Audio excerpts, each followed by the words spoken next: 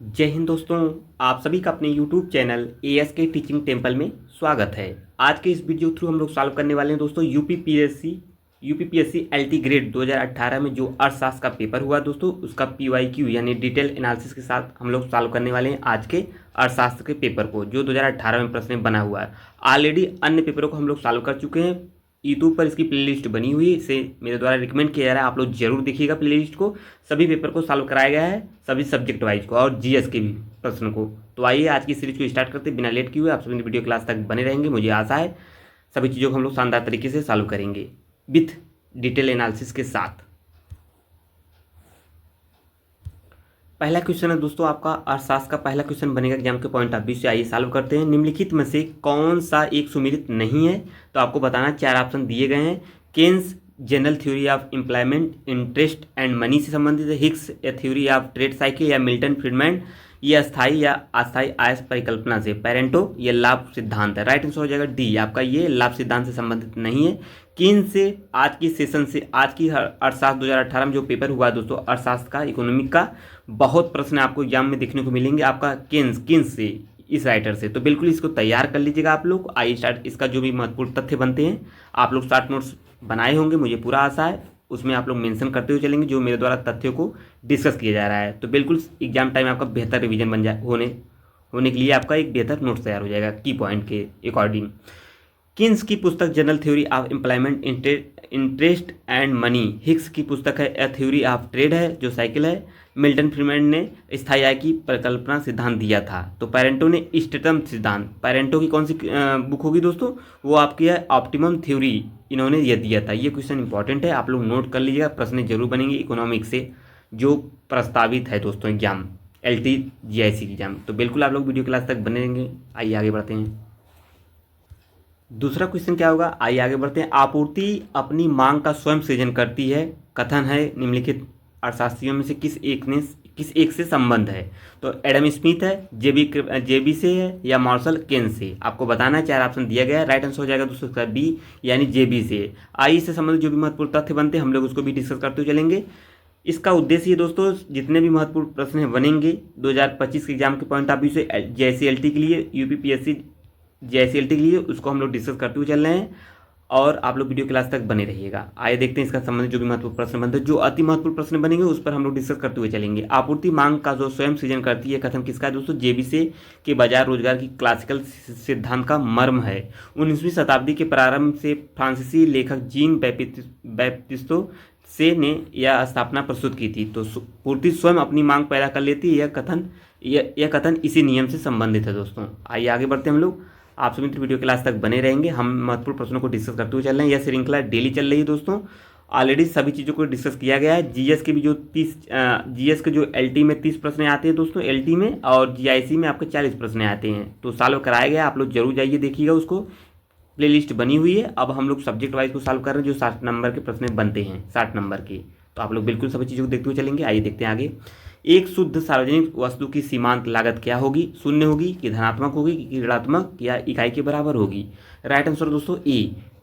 तो आइए आगे बढ़ते हैं हम लोग, अगले क्वेश्चन की तरफ मूव करते हैं दोस्तों। ये रहा अगला क्वेश्चन, यहाँ से आप लोग देख सकते हैं। आइए आगे बढ़ते हैं हम लोग, अगला क्वेश्चन देखते हैं दोस्तों। क्वेश्चन है, यदि उपभोग की सीमांत प्रवृत्ति MPC बराबर 0.75 हो तो निवेश गुणक का मान कितना होगा? चौथा का राइट आंसर दोस्तों क्या होगा? और जिसका आंसर आप सभी दोस्तों को पता हो कमेंट में मेंशन करते हुए चलेंगे। 4 इसका राइट आंसर है। कैसे 4 है आइए हम लोग देखते हैं।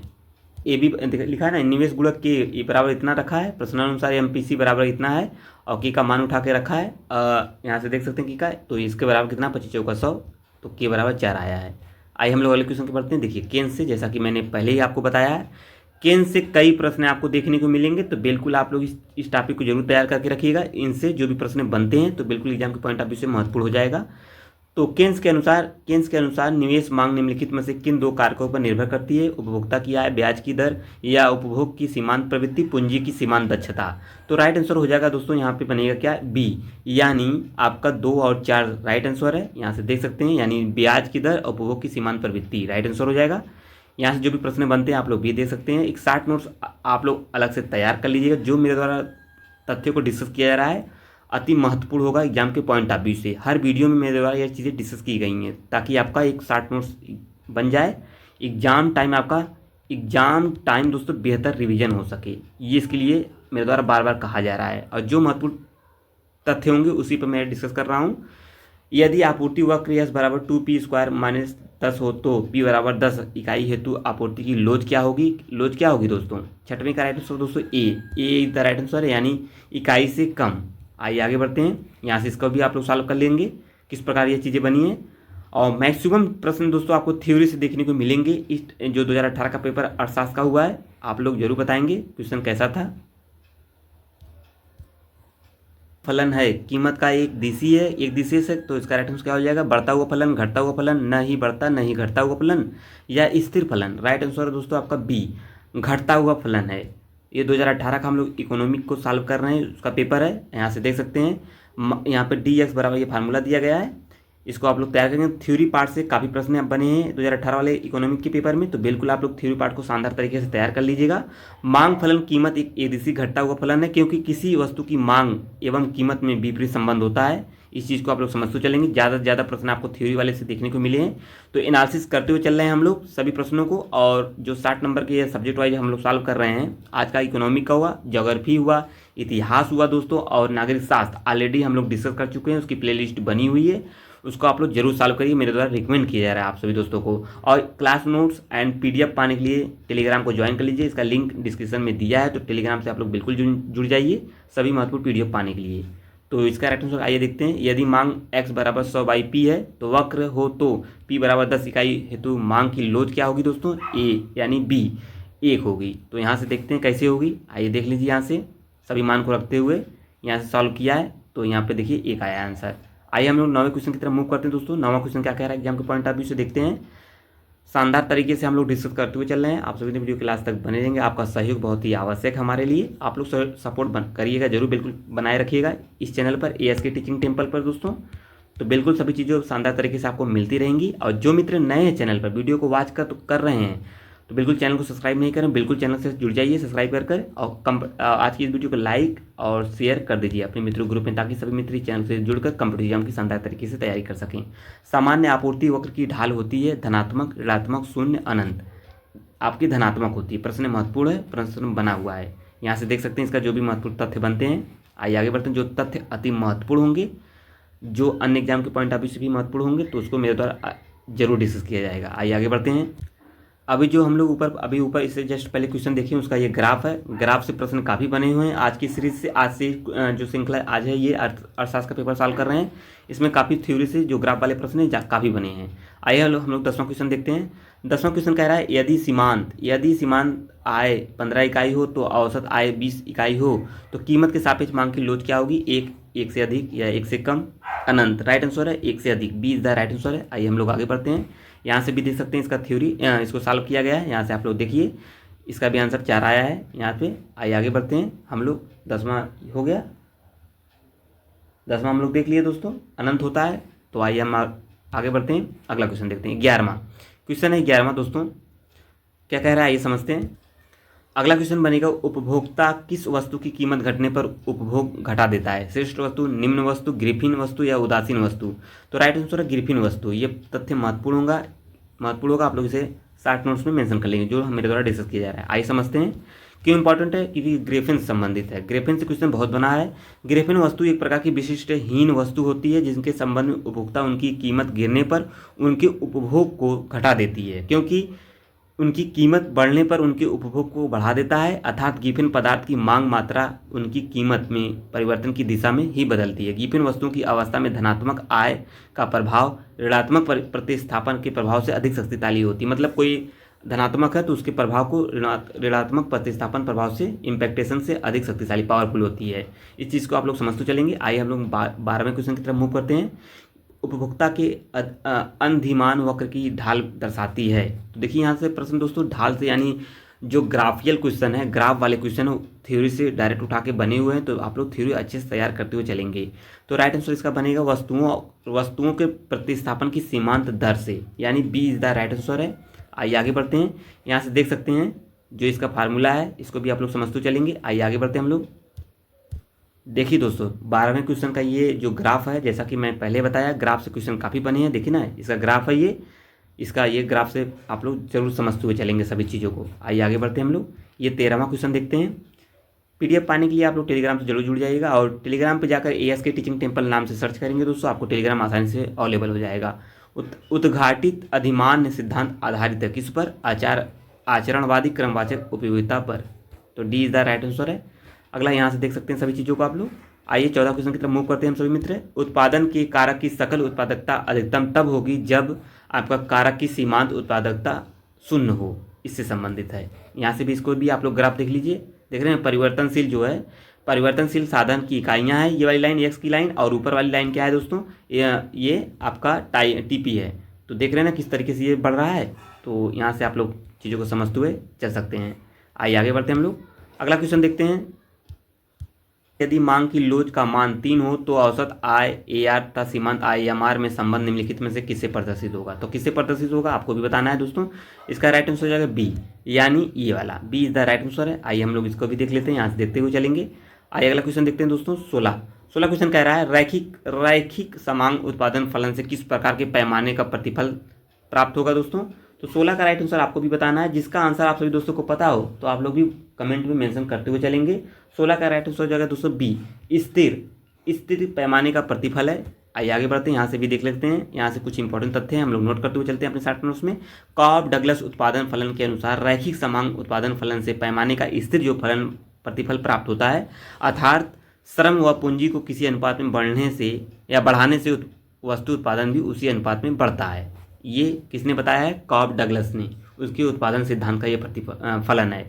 17वां क्वेश्चन क्या कह रहा है, आइए देखते हैं दोस्तों। क्वेश्चन है आपका समग्र मूल्य स्तर का सर्वाधिक व्यापक माप है। तो राइट आंसर हो जाएगा आपका सी, सकल राष्ट्रीय उत्पाद अस्फीतक। तो सी इज द राइट आंसर है। जैसा कि आप लोग देख सकते हैं, मैक्सिमम प्रश्न दोस्तों आपको थ्योरी से और ग्राफियल क्वेश्चन से और कुछ इंपॉर्टेंट क्वेश्चन आपको थोड़े से न्यूमेरिकल टाइप के भी मिले हैं, क्योंकि हम लोग इकोनॉमिक अर्थशास्त्र के पेपर को सॉल्व कर रहे हैं 2018 में जो हुआ है। ऑलरेडी हम लोग दोस्तों ज्योग्राफी के पेपर को, ज्योग्राफी को, हिस्ट्री को एंड आपके नागरिक शास्त्र यानी सिविक्स को सॉल्व कर चुके हैं। प्लेलिस्ट बनी हुई है, आप लोग जरूर जाइए देखिएगा।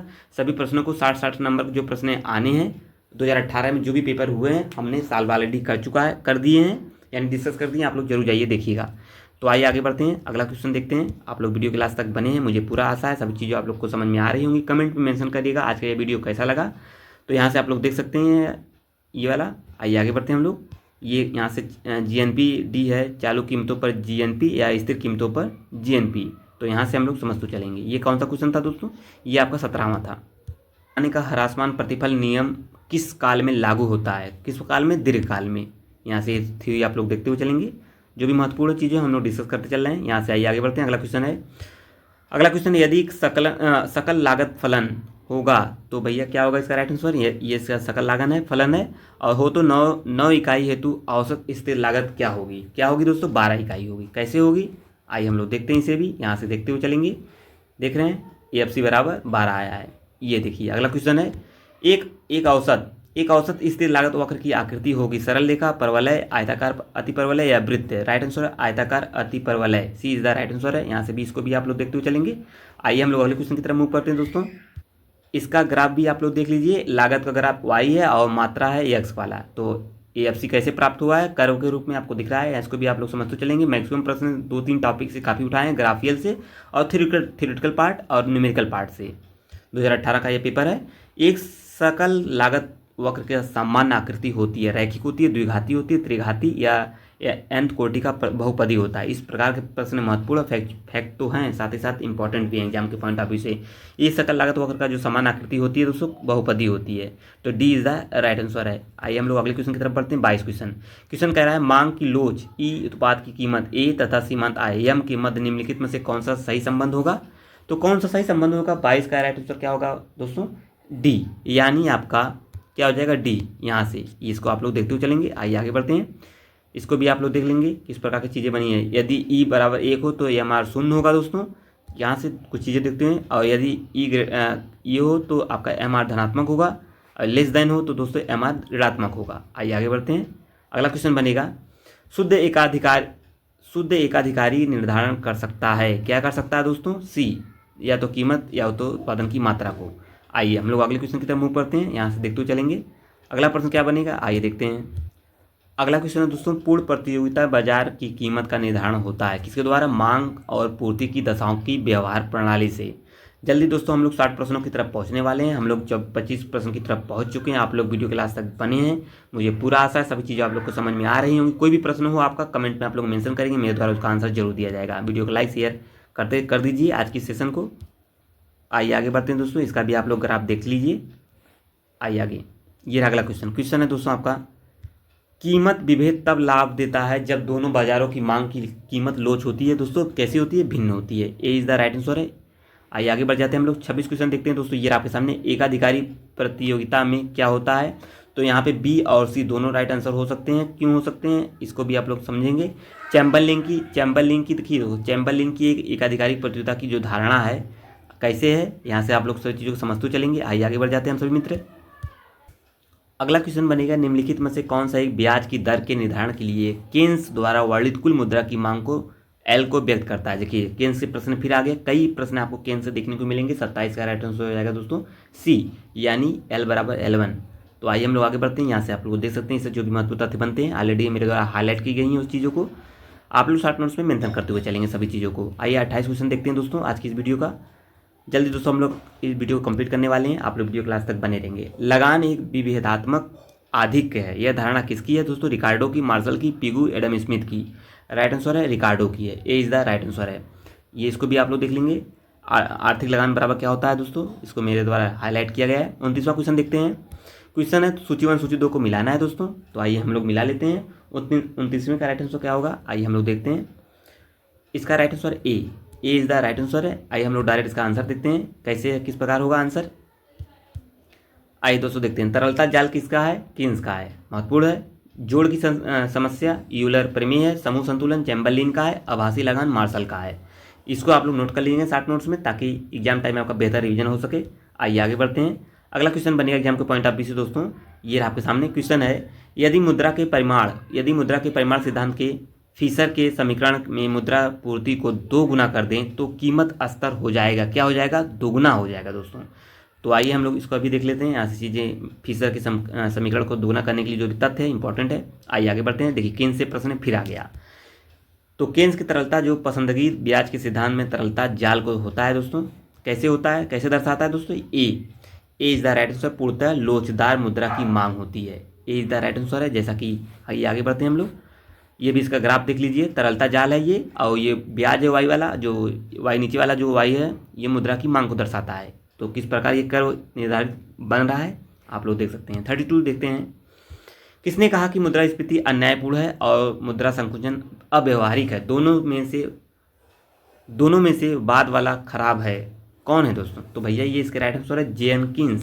सभी दोस्तों को पता होगा, महत्वपूर्ण प्रश्न है। केन्स से प्रश्न कई क्वेश्चन बने हैं 2018 वाले पेपर में अर्थशास्त्र के, तो आप लोग जरूर तैयार करते हुए पेपर को एनालिसिस करते हुए हम लोग चल रहे हैं किस प्रकार आगामी एग्जाम में किस प्रकार ये महत्वपूर्ण भूमिका निभाएगा। एनालिसिस बहुत शानदार तरीके से कर रहे हैं, इसी तरीके से एनालिसिस किया जाता है दोस्तों, ताकि जो भी तथ्यों को कंप्लीट करते हुए हम लोग चल रहे हैं, ताकि एक 60 नोट्स मेंशन करवाते हुए चल रहे हैं, ताकि एग्जाम टाइम आपका बेहतर रिवीजन हो सके। 2025 में जो GIC-LT की परीक्षा होनी है, ज्योग्राफी हुआ, हिस्ट्री हुआ, नागरिक शास्त्र हुआ, सभी पेपर को हम लोग डिस्कस कर चुके हैं, तो बिल्कुल आप लोग देख लीजिएगा। तो 33 आइए देखते हैं। क्वेश्चन है, निम्नलिखित में से कौन सा एक केंद्रीय बैंक द्वारा व्यवहार में लाई गई खुले बाजार की क्रियाओं का उदाहरण है। इंपॉर्टेंट है, सभी दोस्तों को पता भी होगा।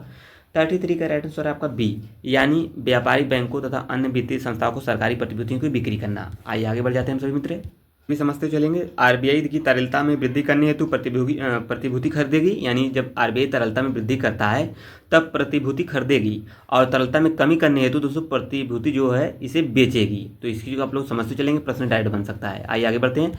लचीली विनिमय दर का विचार आधारित है किस पर, मांग तथा पूर्ति दोनों सिद्धांत पर। इसका PDF पाने के लिए दोस्तों आप लोग टेलीग्राम को जरूर ज्वाइन कर लेंगे, नीचे डिस्क्रिप्शन में इसका लिंक दिया हुआ है। आइए आगे बढ़ते हैं। 35 क्वेश्चन देखते हैं दोस्तों। क्वेश्चन है, अंतर्राष्ट्रीय व्यापार अंतर क्षेत्रीय व्यापार की एक विशेष अवस्था है, क्योंकि इसका राइट आंसर क्या होगा आप लोग को भी बताना है दोस्तों। D is the right answer है। आइए हम लोग देखते हैं, डी इसका राइट आंसर है। उपयुक्त तो सभी होंगे। आइए आगे बढ़ते हैं हम लोग। अगला प्रश्न है दोस्तों ये है सामने।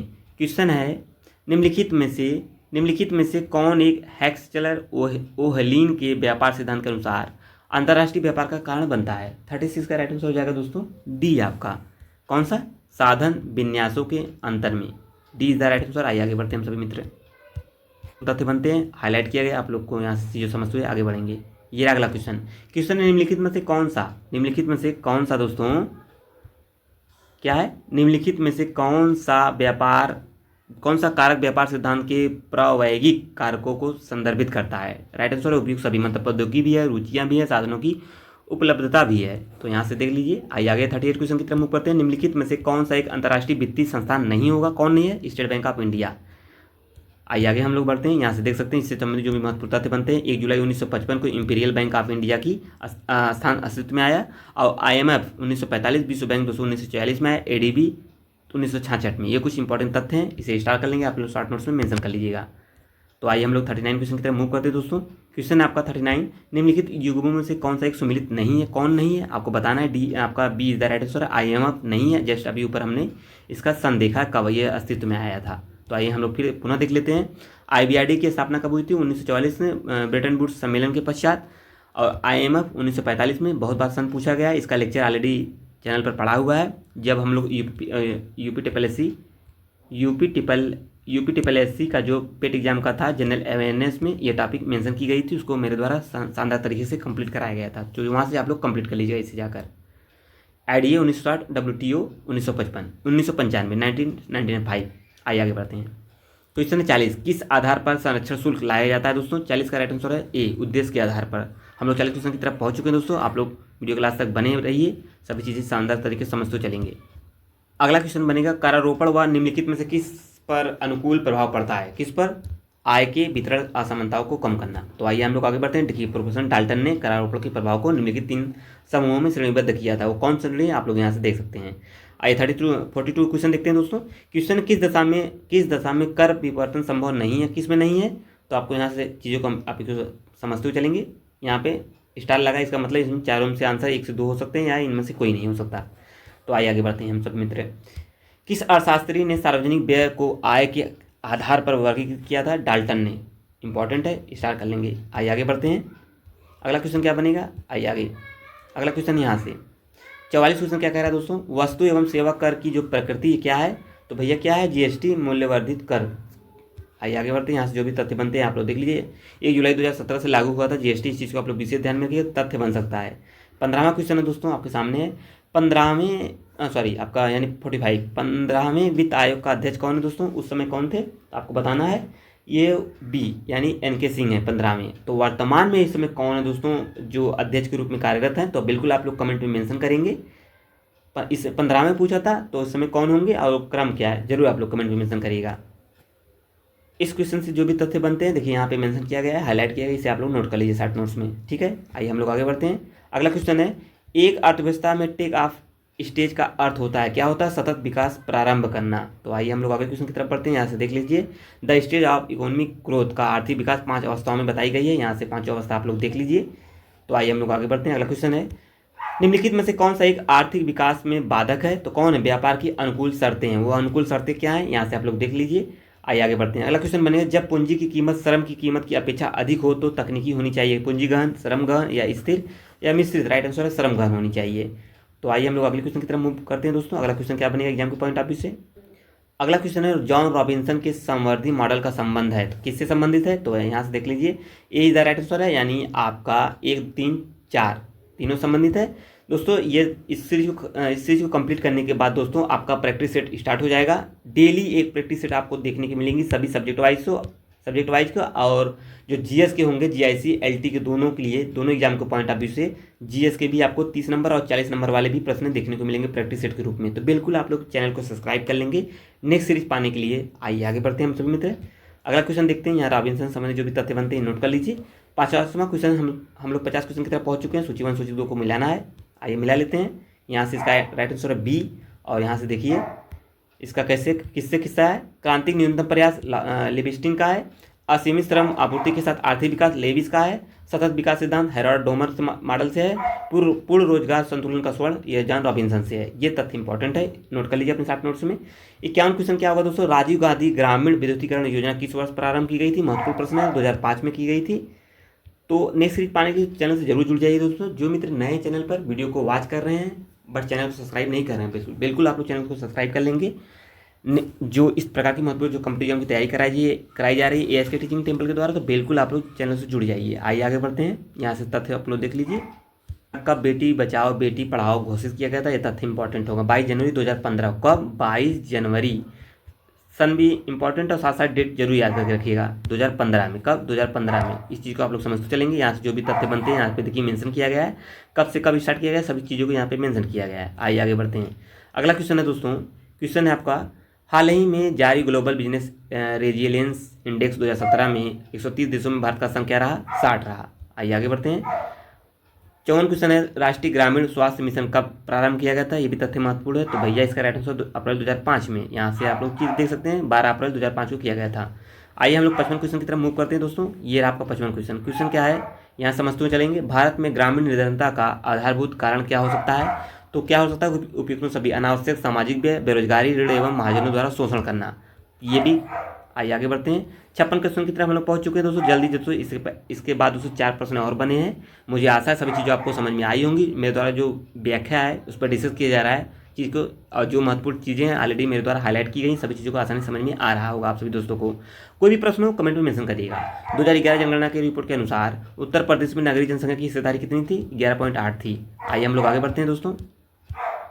भारत में निम्नलिखित में से किस मियाद के ट्रेजरी बिल प्रचलन में नहीं है? तो कौन नहीं है? 273 वाला है, ये हट गया है इस समय दोस्तों। यहाँ से देख सकते हैं ट्रेजरी बिल जो है 91 दिन का होता है, 182 दिन का होता है, 364 दिन का होता है। ट्रेजरी बिल जो प्रचलन में है ये सभी हैं। ट्रेजरी बिल की जो छूट पर जारी किए जाते हैं ये आपको चीज़ों को यहाँ समझते चलिए। और 273 दिन वाला ये हट गया है, इस चीज़ को आप लोग समझते चलेंगे। आइए आगे बढ़ते हैं। अगला क्वेश्चन देखते हैं। यहाँ पे IMR यानी शिशु मृत्यु दर की जो अधिकतम आयु होती है कितनी होती है? 12 माह की होती है। आइए यहाँ से देख लेंगे। यहाँ से IMR निकालने के लिए दोस्तों एक वर्ष में शिशुओं की जो मौतों की संख्या होती है बटा एक वर्ष में जीवित जन्मों की संख्या गुणे 1000 से कर देते हैं तो उसका IMR निकल जाता है दोस्तों। इसको आप लोग जानते हुए चलेंगे। अगला क्वेश्चन है, इसके बाद दोस्तों एक प्रश्न और बचेगा। हम लोग 59 क्वेश्चन को देख रहे हैं। हरित खेती में सम्मिलित है, क्या है? तो भैया क्या है, किससे संबंधित है? ये आपका डी संबंधित है, यानी समेकित कीट प्रबंधन से। तो आइए आज के लास्ट प्रश्न को देखते हैं। इसका यानी अर्थशास्त्र 2018 में जो पेपर हुआ था UPSC LT का जो 2018 में जो प्रश्न बना था उसको हम लोग देख रहे थे। भारत में डॉलर रुपए की विनिमय दर निर्भर करती है, किस पर करती है दोस्तों? आप लोग को भी बताना है। राइट आंसर क्या होगा दोस्तों? इसका राइट आंसर आपको यहाँ देखते हैं। इसका राइट आंसर आपका ए, यानी केवल 2 सही है। यहाँ से देखिए, भारत में मार्च 1993 प्रतिबंधित परिवर्तनीय विनिमय दर की प्रणाली अपनाई गई थी। ये दोस्तों पहला क्वेश्चन, ये लास्ट क्वेश्चन था आज की सीरीज का। आप लोग बताएंगे आज का सेशन कैसा लगा, कमेंट में मेंशन जरूर करिएगा और वीडियो को लाइक शेयर कर दीजिए। और नेक्स्ट सीरीज पाने के चैनल को जरूर सब्सक्राइब कर देंगे। अब मिलेंगे नेक्स्ट वीडियो में। जय हिंद दोस्तों।